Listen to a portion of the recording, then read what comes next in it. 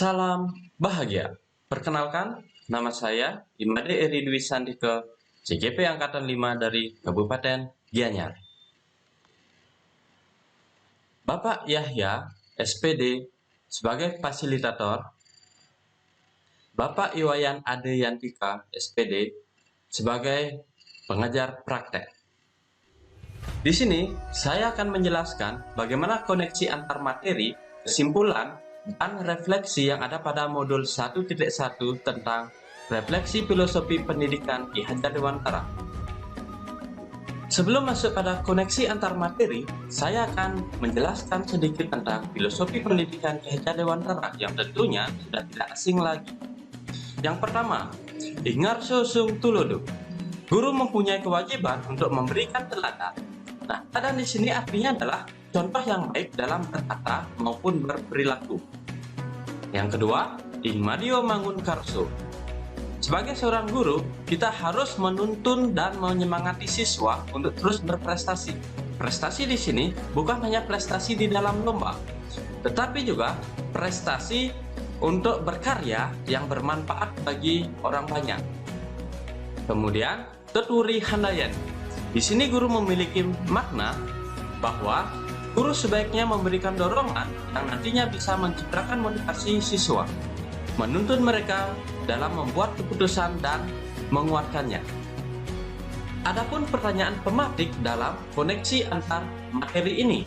Yang pertama, apa yang Anda percaya tentang murid dan pembelajaran di kelas sebelum Anda mempelajari modul 1.1? Kemudian yang kedua, apa yang berubah dari pemikiran atau perilaku Anda setelah mempelajari modul ini? Kemudian yang ketiga, apa yang dapat segera Anda terapkan lebih baik agar kelas Anda mencerminkan pemikiran Ki Hajar Dewantara? Baik, langsung saja pada pertanyaan yang pertama, yaitu apa yang saya percaya tentang murid dan pembelajaran di kelas sebelum saya mempelajari modul 1.1? Yang pertama itu adalah pembelajaran berpusat pada guru. Pembelajaran yang dilakukan masih sebatas mentransfer ilmu. Peran saya sebagai guru lebih dominan dibandingkan peserta didik. Peserta didik di sini hanya mendengarkan dan mengerjakan apa yang dijelaskan dan ditugaskan oleh guru. Guru selalu menuntut peserta didik menguasai materi yang sudah dijelaskan. Kemudian yang kedua, kurang memahami karakteristik peserta didik. Setiap peserta didik tentunya memiliki kodrat alam yang berbeda sesuai lingkungan tempat tinggalnya. Hal ini tentunya juga akan berdampak pada gaya belajar masing-masing peserta didik. Yang ketiga, terlalu mementingkan aspek kognitif untuk mencapai KKM. Dalam proses pembelajaran, aspek kognitif selalu menjadi target utama yang harus tercapai atau terpenuhi oleh peserta didik. Sering sekali dalam menjelaskan materi saya hanya fokus untuk pencapaian materi dan KKM. Kemudian yang keempat, memarahi peserta didik jika melakukan kesalahan. Sering sekali jika ada peserta didik yang melakukan kesalahan, saya langsung memarahinya tanpa mencari tahu penyebabnya terlebih dahulu. Berikutnya, pertanyaan kedua, apa yang berubah dari pemikiran atau perilaku saya setelah mempelajari modul ini? Yang pertama, pembelajaran berpusat pada siswa. Pembelajaran yang baik adalah pembelajaran yang berpusat pada siswa. Kita sebagai guru mempunyai suatu kewajiban, yaitu mempersiapkan peserta didik untuk bisa menjalani kehidupannya tidak hanya di sekolah tetapi juga di masyarakat. Oleh karena itu, kemampuan yang seharusnya ditingkatkan bukanlah berpusat pada guru saja, tetapi juga peserta didik. Maka, memang seharusnya peserta didiklah yang menjadi pusat utama dalam belajar. Dan guru mempunyai peranan sebagai inspirator, motivator, dan penuntun bagi peserta didik. Yang kedua, harus lebih memahami karakteristik peserta didik.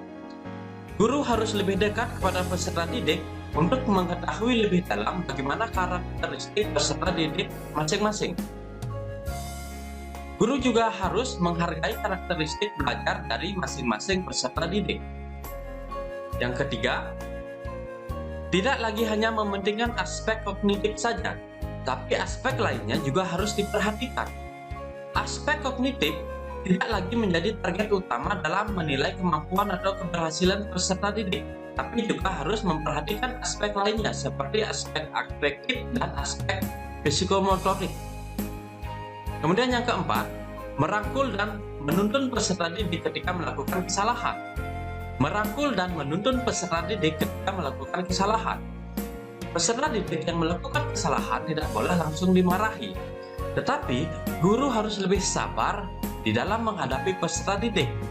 Harus merangkul peserta didik, mengajak peserta didik berkomunikasi, menuntun ke arah yang lebih baik.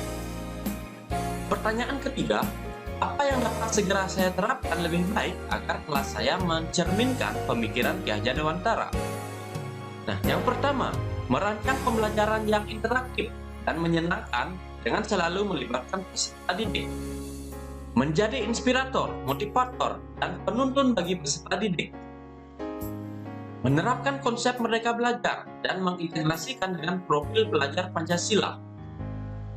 Menerapkan pembelajaran yang berpusat pada siswa, di mana siswa bebas menentukan cara belajarnya sendiri sesuai dengan karakteristik mereka, namun tetap memperhatikan aspek budi pekerti yang baik serta beracuan pada kurikulum.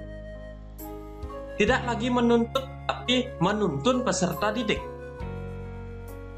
Pembelajaran yang sesuai dengan kodrat alam dan kodrat zaman.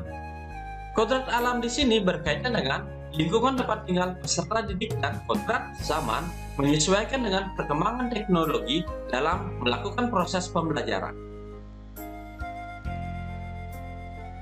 Adapun kesimpulan dari koneksi antar materi yang bisa saya sampaikan, diantaranya ada banyak hal filosofi pemikiran Ki Hajar Dewantara yang sangat baik dan tentunya harus diterapkan dalam proses pembelajaran di sekolah. Yang pertama, berpikir kritis. Yang kedua, kreatif. Yang ketiga, komunikasi. Dan yang keempat adalah kolaborasi. Anak-anak tidak terlahir sebagai kertas putih yang kosong.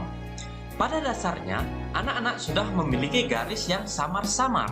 Nah, di mana tugas guru adalah menuntun agar garis yang samar-samar tersebut bisa terlihat dengan jelas, sesuai dengan minat dan bakat dan keunikan serta keistimewaan dari peserta didik. Pendidik bukan hanya untuk menuntut ilmu saja, tapi kita juga harus menuntun peserta didik untuk memiliki profil pelajar Pancasila. Baik, sekian koneksi antar materi, kesimpulan, dan refleksi yang ada pada modul 1 yang dapat saya sampaikan. Terima kasih.